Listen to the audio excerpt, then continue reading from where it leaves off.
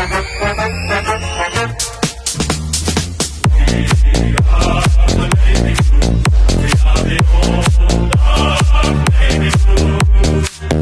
and welcome to another episode of Baggers Chat. This is the second time we've actually filmed literally straight after a game, I think. First time was against Collingwood last year, off the back of a win. This week, unfortunately, is off the back of a loss to Richmond. 81 plays 66. How are we feeling, boys? Pato, we'll go to you first, mate. Yeah, there's not too many words to describe. I just think right now, just broken, really. I think just because we got close, like I think about halfway through that last quarter, I pretty much gave up. I was just like to my mate, I was like, no, I think that's done. And then just out of nowhere, we just started playing the Carlton football that we've seen the whole year. I think that made it worse that we got so close. And yeah, like, obviously we'll talk about everything else later on. But Daph, what was your thoughts on it? Yeah, I was pretty angry walking out of the stadium. I think I left. I think Rewalt took a mark with about 2 minutes to go. I'm like, fuck this. I couldn't just sit there and watch them celebrate. So yeah, I'm more angry at the boys and for their putrid start to the game. I think it was probably one of the worst starts to the game I've seen Carlton in a while. And just the lack of urgency early on in the game when, Richmond were just flying at every ball, smothering every ball. We wonder how many fucking goal reviews there were because they're flying at balls and then, the score review decided to fuck us over. It's annoying because the score review for me, the one, sorry to cut you off, but the one in the first quarter or second quarter, whenever it was, it screwed us both times from memory. I'm trying to remember it. But the first time, I think the soft call was, hold on. So they kicked it, didn't they? And Doherty, I think, was touched. And I think even Bolton, I think it might have been Bolton. I don't know who it was. Yeah, he even might have went sort of somewhat like that. And the soft signal must have been goal, I believe. It was a goal, yep. Yeah, the soft call was a goal. So there wasn't enough evidence to overturn that. That looked no difference. That looked no different from the game, obviously. Yeah. I haven't seen the footage or the highlights or anything, but that looked no different to the second one. But the soft signal for that one was a behind, wasn't it? I assume, because they went with umpire's call. So it's crazy that it's broken there. There should not be an umpire's call at all, and we just go 100% technology, or we scrap the technology and back the umpire. I think it's sort of I'm not blaming this for the loss, but it seems to be a grey area where we think it might be this, but we'll go to you. If you don't know, then we'll come back to us. How about one person makes a fucking decision, whether it's the technology or the goal umpire? Just stick with it. At least that way it's 100%. At least it's consistent that way. I think it's just frustrating. Obviously, like you said, it's not, we lost the game ourselves. No, 100%. When you're in the game and, you have the momentum, and imagine a neutral supporter watching that game who didn't care about the result, how good two big Victorian clubs, 3-point game, and they decide to bring the ball to a centre, stoppage and then bring it back. That's just, it shouldn't happen, but we hurt ourselves and we just weren't desperate enough tonight. Yeah, absolutely. We also, us three tipped the Blues, so there's no point going into that. Jack did pick the Tigers, I think, by 14, I believe. They won by 15, so good on you, Jack. We'll get stuck into the matchups now, sort of review them and how they unfolded, Heath. Yeah, it's tough. I think, it's tough to, in the wet, a matchup is very different, it's a bit more scrappy footy, less kind of one-on-one and more, packs and blokes flying at balls. But we'll start off with Tom Lynch against Lewis Young. I thought Youngie held his own, considering, we brought him in as a, kind of a second defender or third defender, because usually we have Wiedering who's fit, but, half the fucking list is injured. So he's our number one back. And what were your thoughts on Youngie's game, Pato? I thought it was okay.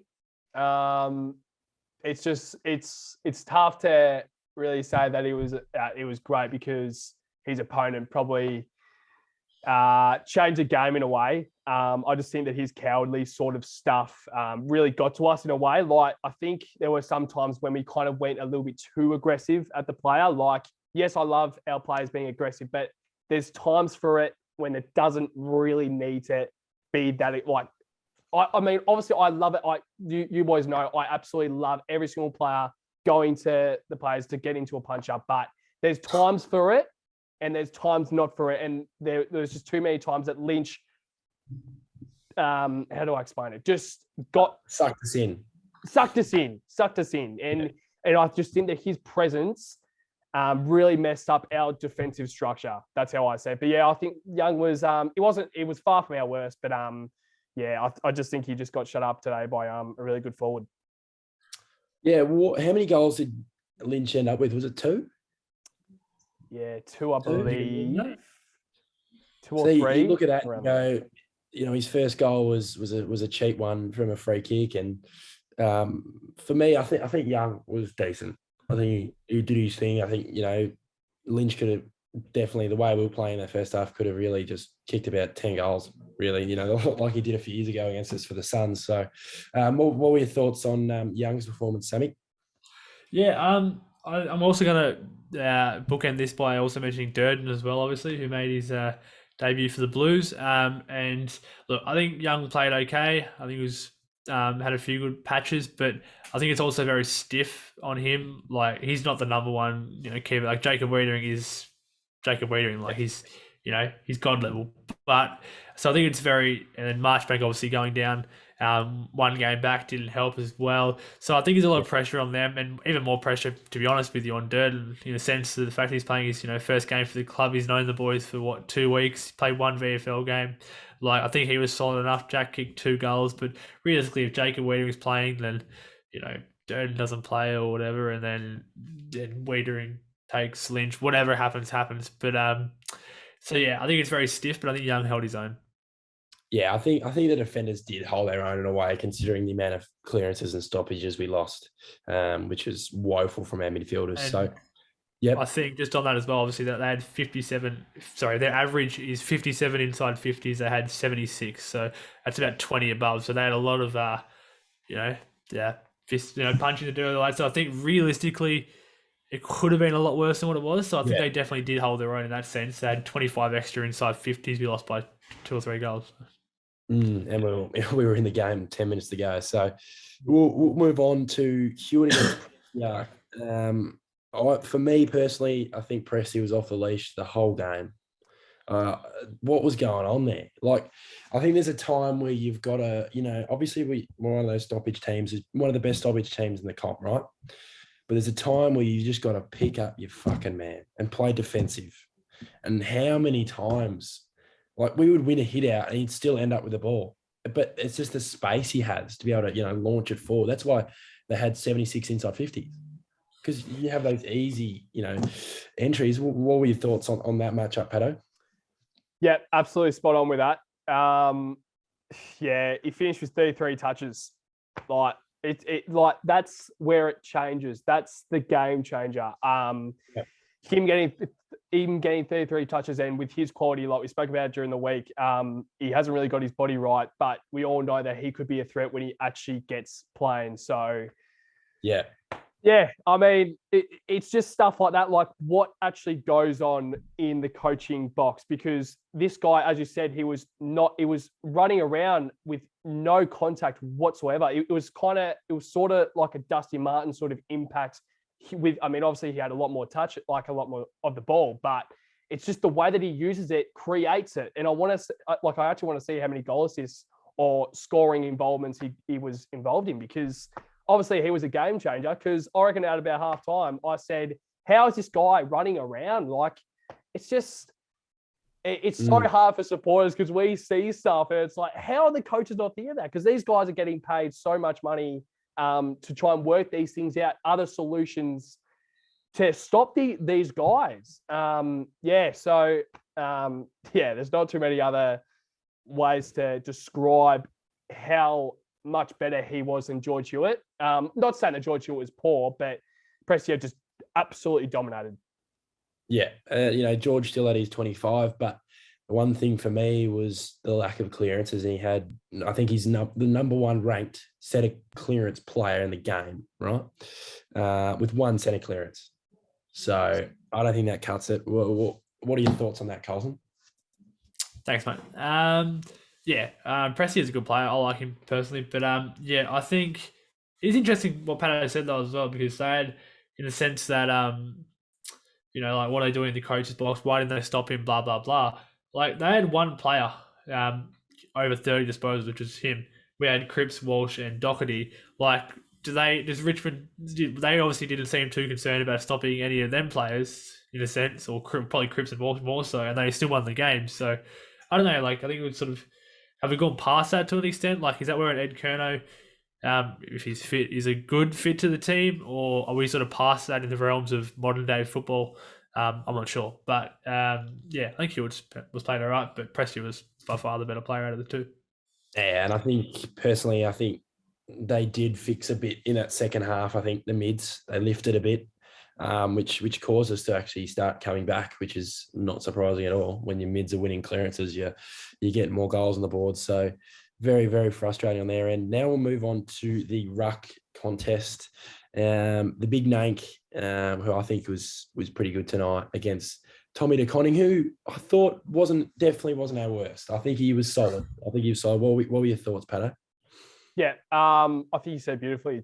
I think he held his own. But yeah, I just think it's pretty tough when you go up against Nankervis. And I'm actually surprised that Soldo didn't play, because I thought that they would have probably been able to dominate more than they did. But I think just the weather kind of had a little bit of a result to that. But I think Bolter also, when he came in, he was good. So I think Nankervis definitely beat TDK. But as you said, I think he definitely held his own. Carlton? Yeah, I think TDK was pretty good. I think he's going to be a superstar person. He's a great mark. I called him for Mark of the Year, as I mentioned every week. You will get it. Like two hit-outs behind Nang, which is pretty impressive, really. I think he played fairly well, and definitely seemed to lift in that sort of last quarter or so as well. But yeah, I think, what is he, 23 years old, 23, 22, around something there? like that. And, Sounds good. He's flying for marks. He's got confidence, especially when we're getting, when we're going as a team, we're attacking, and he just shows his flair he has, and he's a very different ruckman to many ruckmen in the comp. Now we'll move on to an interesting matchup. I thought Robbie Tarrant held his own in the first half. I felt that it probably was more on the delivery inside 50 to Harry. I think Harry likes it more in front rather than on top of his head all the time in a pack, And then you saw that switch in the last quarter where you got Jordan Boyd hitting him up twice on the tit, straight in front. That's where Harry likes it, What were your thoughts on Harry's performance, Pato? Just on that, sorry to interrupt really quickly. You mentioned Boyd, and just out of sheer worrisome that we don't get a chance to talk about him later on in the podcast. What did you think of him? Good. Yeah, I thought he was pretty good. Yeah, I think the positive thing with him is he can use the ball. He's not just one of those, you bring him from the VFL, he's a hard nut, just, launches balls long. He actually has a good kick on him, which I think that might keep Liam Stocker out the team for a little bit longer, just due to his ball use being a little bit better than Stocks at the time. But I think Stock will come out well.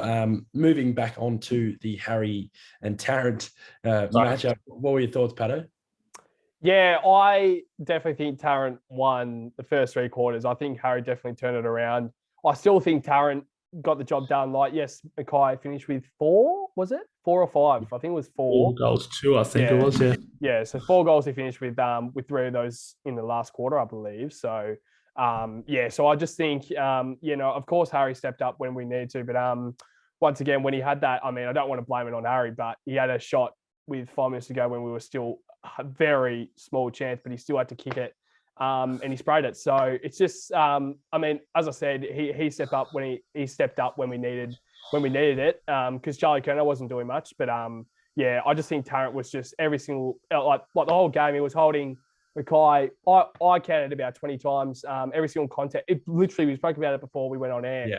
Every single contest he was holding, and I don't think he got a single free kick until about maybe 5 minutes to go when we knew that the game was over. So it's just stuff like that. Us as Carlton supporters, we never want to blame the umpires ever, but it's just stuff like that that just matters a little bit. Yeah, no, it is frustrating. And I think for me, Harry's performance, I was quite happy with it in the end. He's kicking goals from the pocket from 50 on the wrong side. It just shows the elite and how much improvement he's made over the last few years. I think we need to, I think we all forget that, what is he, 23 years old, fuck me. He's not even in his prime yet. Well, prime is a key forward, probably 28. 27. And he's won a Coleman. He's won 24. a Coleman as well. He's he's won a Coleman. Yeah, 24. So that's still young. What were your thoughts, Carlton? It's interesting. Like, does it depend? We don't want to blame the umpires at all, but Harry's a great mark. Don't get me wrong, but you can sort of get the sense early on in the game whether he's going to get paid them sort of like because he's got like at some stages there he had 2 players hanging off him, and which begs the question: where the fuck are the smalls? Like Durden was okay-ish. Did he play? Like, I'm sorry, but like in all seriousness though, if we were reliant upon a 204 centimeter tall forward to mark the ball and win the game for us. So there's issue number one. It was wet. It was raining most of the game. He's going to bring it to ground most of the time. Where are the little fellas? Durden got around the back, got 1 goal. That looked good. Where were they the other 40, 50 times? I don't know. I think they were terrible tonight. I think, Durden got his goal, but it was not too late, but just where was it, man, in the first half? We could have got so many goals. Like the way Harry and Charlie bring the ball down, how many times they get over the back and Broad's just standing there, getting an easy touch? How do you not realise that? And that also relies on coaching too. You look at it and go, Broad's at the back 5 times in the first quarter. I reckon I counted 5 times. Pick him up, Jack Mark. Exactly. Yeah, like we can argue. You're not going to make an impact on that pack, Mark. Harry and Charlie are going up, mate. Just stay down. Stay down and fucking crumb. It's frustrating me. It's really frustrating me. Yeah, exactly right. Like we were only 4, maybe you could argue 5 inside 50s below our average for this year. Like we didn't exactly, although we weren't getting the ball in there, we can argue about our clearances being down. Is that related to Chera being out? Whatever. But like we got the ball in there. Like I don't like more times or about as much time as we usually do. So I think the opportunities are there. Just on Owies as well, I think he was stiff because he was open, and then I can't remember who it was, but they kicked it to Charlie, and then Charlie missed it. Owies got completely burnt. I think it might have been Jack Martin, maybe, was it? Yeah. I wouldn't be surprised. Wouldn't be surprised if I just want to say a very quick thing about Jack Martin. All right. We don't want to rip into players, okay? Of course, he tried his heart out. Of course, you could tell probably the first quarter debatable, the first half debatable that he really tried his absolute all of his money worth, all of his like the front end contract, all that stuff. Very debatable that he tried his hardest. Third quarter started to look okay. All right. So that's when I'm like, okay. But what I don't understand, and I want you boys to clarify to me, because I was talking to my mate and he doesn't know, he's the exact same as me. What is Jack Martin's role, Daffy? Do you tell me? Tell me. What do you think he is?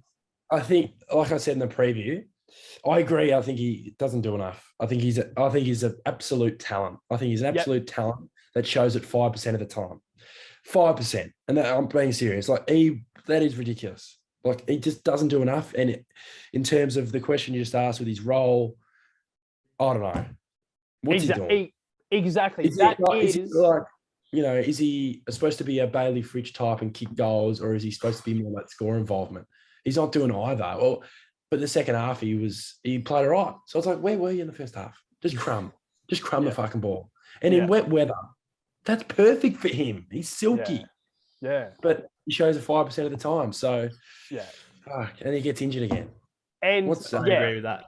And exactly. But I just think that also, yes, we think he's played okay in the third quarter. How many goals did he kick? Isn't he a forward? Isn't he a goal kicker? Like if he's he kicked 1 on the goal line. On the goal line. But like I hate ripping into players. You boys know this. I hate it. And I don't do it often. We don't do it often. But this has to be done. Jack Martin, you are an absolute talent, arguably the most talented player at the Carlton Football Club. And he just doesn't do enough. Like, yes, he has that really good one quarter. but he just goes off in the rest of the quarters, and I just don't understand it. I don't understand what his role. But Sam, what do you think his role is? I'm scared to answer now, but no, I agree. Like he's obviously, I mean, he's a forward in some capacity or half forward, whatever. But like he's not. He doesn't really play anywhere. He definitely doesn't. He's not a back. He's obviously not a back, not a wing, not a mid. So he has to be some sort of a forward, I guess. But he doesn't kick goals either. So he's a forward that doesn't kick goals. So he's not Bradley Fridge because he kicks goals. Because he kicks goals, exactly. So, I don't know. Like I like him, but he's a very talented player. But what was his first 2 kicks of the game? Off the ankle bone, Robbie Warnock style. Fuck me. Robbie Warnock. Like, he's looking to the wing, right? That whole game is on the wing. He shanks it to the middle of the ground where one Richmond bloke is. But he loves to pinpoint the opposition. But we'll move on. We love him back, but fucking lift, mate. Lift. Yeah, lift. Exactly. Like one more thing. I'm not ripping into this guy, but we all know how talented you are, Jack. I doubt you would be watching this, but if you are, we all know how talented you are. Just show us, man. Just show us. We will always back our players. Always, always. If you put on the navy blue jumper, we always back you in. But you need to lift. Bang. There we go. Alrighty. Well said, mate. That is very well said. And thank you to Ethan for a beautiful recap of the matchups. It's made a somewhat dim night, somewhat positive. To see Pato so upset is somewhat therapeutic in a way. But I think as well, at the start of the game, more so, I don't know if they need to get like the fire truck down Icon Park and like spray the ground, spray all the players down with water or something. But like, it's like they thought it was dry. And they'll... So one, I think Chera was a big out to the extent that they seemed like they were just that one handball away, which they shouldn't. You can argue they shouldn't have been doing. Like we had 31 more handballs, but less kicks. I think we handballed it probably too much, but also I think that extra link up player would have been a lot more beneficial in a sense. But I think just to say what I'm saying, I think we handballed it too much at the start, and we're playing like it wasn't really wet. And whereas they were just kicking it, whether it was off the ground, whether it was just a quick kick, whatever, like somewhat quick kick, kicking it off the ground, whatever, I think that was a better option to start with. What did you reckon, Ethan? Yeah, spot on. Richmond found a way to get the ball forward. It's wet weather footy. Doesn't matter what level it is. Doesn't matter. Local footy. You just get on the ball, get in the ball, and get on your boot in a wet game, and it doesn't change at AFL level. Obviously, they're elite players, but that first quarter, we had 44 handballs to 53 kicks. That's horrendous. And what was the score?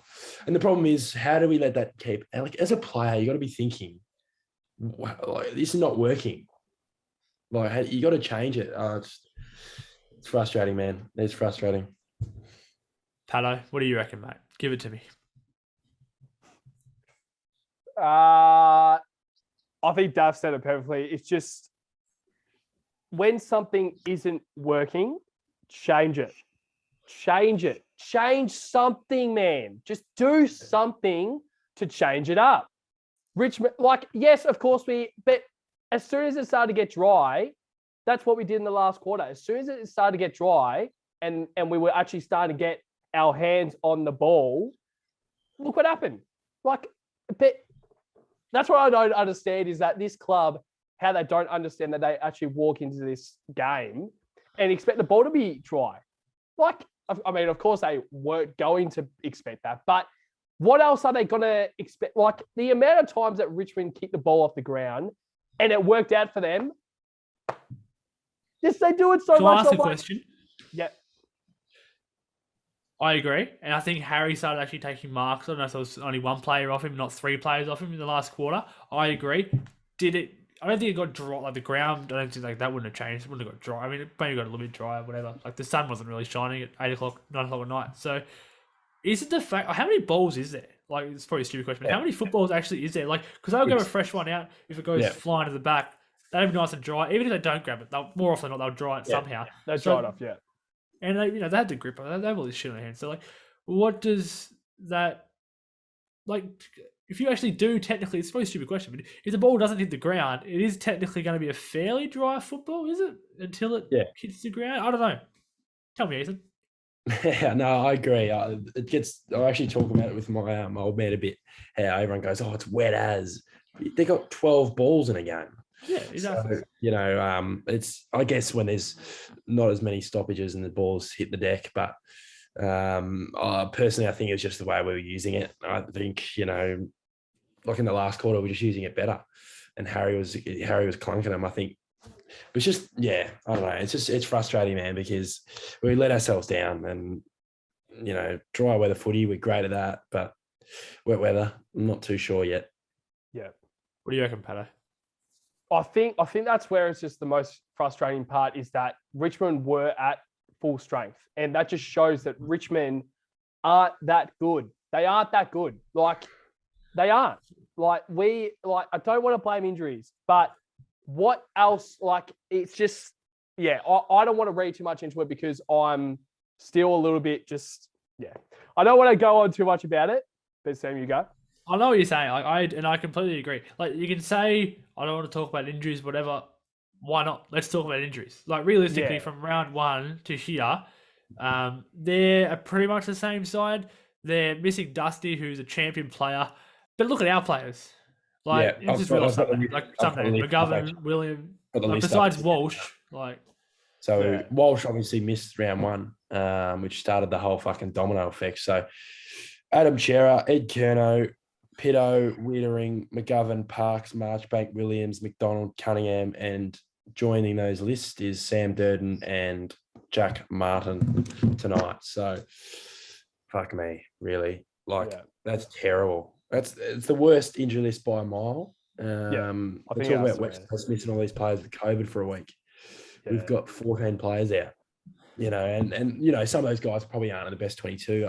Marchbank's probably iffy because he's, just come back. But guys like Chera and Pitto and Wiedering, McGovern. Williams. Even from round 1, we're missing. They're key pillars, man, that you can't really cover. Yeah. You can cover, but we've got to that boiling point where you just can't. It's a tipping point. Even though I still think we should have won the game tonight. Yeah. I think Collingwood-esque for mine, like towards the end. You go, Pato. But it was very Collingwood-esque towards we shouldn't have won. We didn't deserve to win. But in the end, we could have won, should have won, whatever. But Pato, what were you going to say? Yeah, I think next week Brody Kemp has to play. There's no other option. Hopefully Sam Durden is okay. But I think if he's injured and he's missing next week, Brody Kemp has to play. There's no other option. Me personally, I've got if Sam Durden's out, I think you got to put Sauce down back. Terrible tonight, in my opinion. I liked Sauce, but that's what I call for. No impact on the game whatsoever. Forward. I get, we probably need him to rotate in the ruck, but we've got to just change something there. I just don't, you got to throw him behind the ball, even put a Kemp up forward who practiced all preseason up forward. And he's been playing as a forward, I think, in the VFL. I think. Dude, he rotates, so he's a bit of that utility. I don't mind him down back, like you said, but I think Sauce can be that kind of, defender, but fuck. With that being said, we did talk about Kemp being medical sub. I don't think Fogarty was that bad of an idea. He didn't eventuate. I don't think he came on at the end, did he? Where he did, he did. All right, sorry. Yeah. And it was wet, and it was wet. So it makes sense to have that smaller sort of guy, I guess. But I don't know. We'll see what happens. But we'll see what happens next week. Playing at Marvel, which I think helps next week. Personally, I think it is a big help. I think Charlie could kick a bag there and see what happens. But pretty flat. We're flat tonight. Yeah, we're flat tonight. I can all just tell we're flat. It's been good. It's raw. I think. Yeah. We've got to let our emotions go and not be happy with a loss because we're 9-4 and we're unhappy. Last year we were fucking 6-10 and we were terrible. So that's it. We spoke about still unhappy. Yeah, we spoke about does it get to a point where we go, okay, this is our injury list. Sort of look at when these players are coming back and just go, what do we realistically want from the season? I know I said this the other day before the Richmond game. You got a little bit upset at me, Ethan, but is there a chance we don't make finals? And is that still the expectation? That's what Luke said at the start of the year. That's the expectation. Everyone was fit then, or more or less. That's great. Do we reassess and just say, look, realistically, we just want to be competitive in each game, win where we can, or what's the new? Does the goals change? Does the process change, Ethan? No. Nah, process doesn't change. Goal doesn't change. We're a Playing game finals? ahead. We're a game ahead of 4 sides in the 8. So it's gonna be a battle. But those teams are gonna drop games. Like a Saints might drop a few games. And I'll back us in. I seriously back us in. I think we've proved enough this year. We deserve to play finals. And if we win, what is it, round 14 tonight? Round 14 tonight. Yep. Got the Dockers and then the Saints. Saints. And then the Giants. Then we got Eagles. Yeah. Eagles. Yeah. Yeah, and the Cats as well. So Yeah, Cats after. I think the Cats game round 17 or 18, we get everyone back. If we win 2 games before that, I think we'll make the 8. But it'll be interesting. I think last week we just played against a shit side, and tonight we played against a half decent side. Not a good side, half decent side. I'm sticking by it. Richmond aren't going to make finals. I'm going to stick by that. I think Collingwood's better. So yeah, I just think that.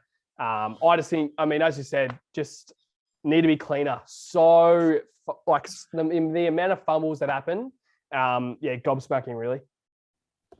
Absolutely, I agree. All right, we'll get to. We've spoken about a lot of negative stuff. Let's sort of just pump ourselves up a little bit, pump the team up, get around everyone, and try and find a best on ground, Pato. Yeah, so I've got Sam Doherty. So I think he was. I thought he was super. I think he really stood up in the last when we probably needed a player to really start to get some composure back. So I think he was really good. He finished with 31 touches, 11 marks in the wet, which I think is really good. 25 kicks, so that's his strength, and at 71% efficiency. So I think he was good. Once again, just from where he's come, is just keep on going. So I think right now he's all Australian. Well said, mate. I'm going to go next just because I know I've got a feeling what Ethan's going to say. So I'll go next and say Adam Sard was the best footballer on the ground wearing a navy blue jumper Thursday night in our loss to Richmond.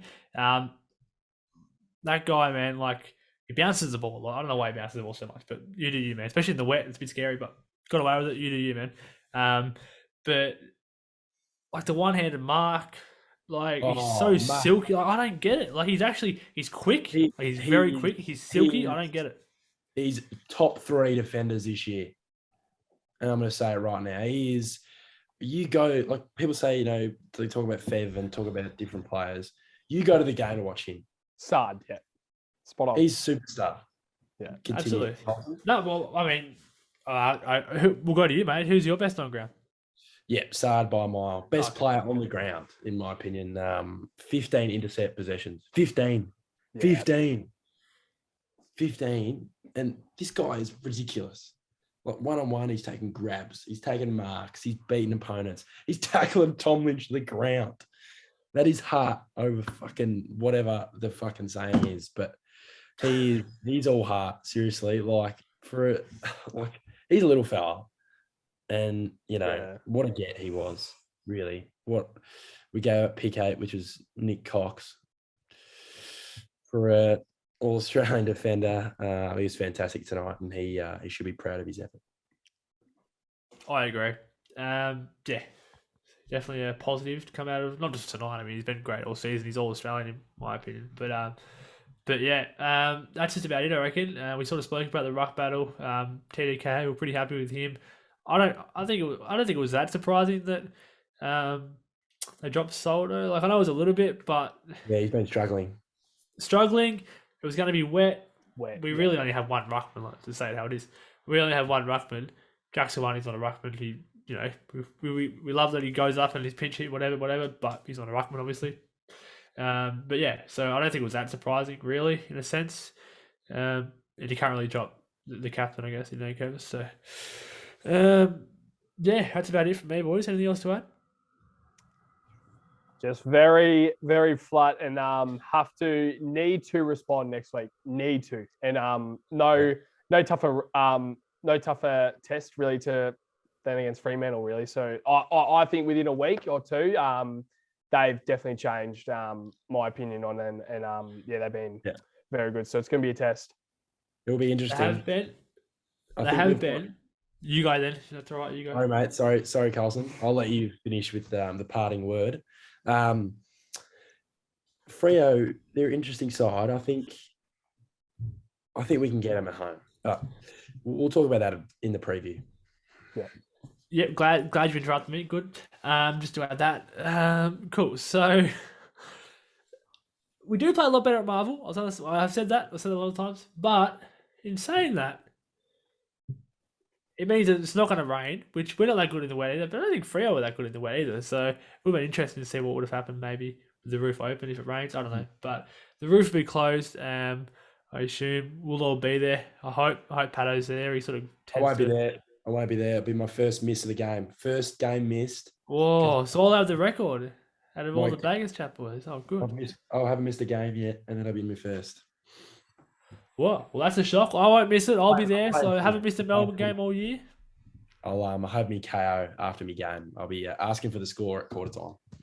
You chose your footy over. Oh, okay, cool. No, that's about it from me. That's good, mate. Yeah.